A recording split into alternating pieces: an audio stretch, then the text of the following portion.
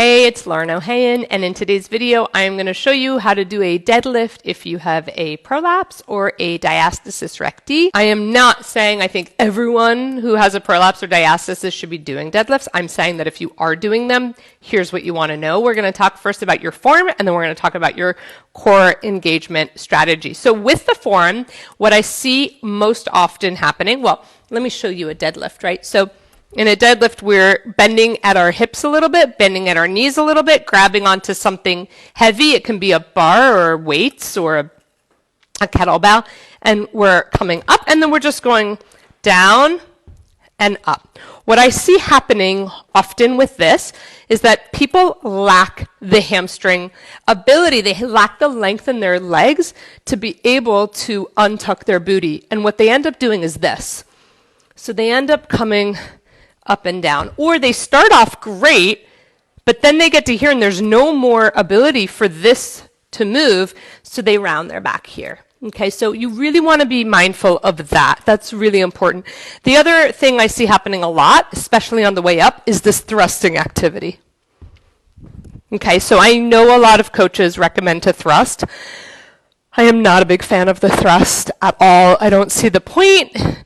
A lot of people will say it's for hip extension. Your hips are not really extending when you do that. There's a whole anatomical reason. I won't get into it here, but feel free to ask me about it in the comments. So we really want to think about driving through the legs, both on the way up and on the way down. So your form is, you don't want your knees here. It's not a big deal, but I'm more of a fan of trying to keep the knees well aligned over the feet. They can come forward a little bit. And then when we're talking about your core strategy, that's the most important part.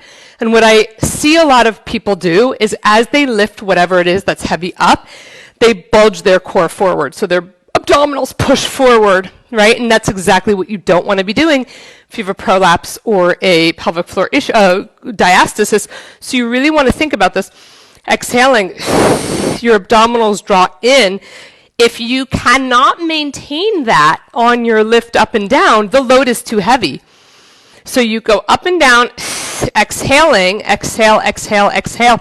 Your abdominals are drawing in, not pushing out. So, and it's going to be very hard to access your abdominals correctly if you're rounding here, tucking here. So the first thing is to make sure that you've got this mobility in your legs. If you don't come down to the floor. You put something under whatever it is that you're lifting. You just don't go all the way down.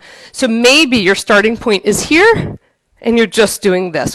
What I recommend all of my clients to do before they do any form of deadlifting or barbelling and stuff like that is to video themselves and watch it. Because you might think you're doing one thing, and then you watch a video and you're like, oh snap, I really lose my form. My pelvic tucks under.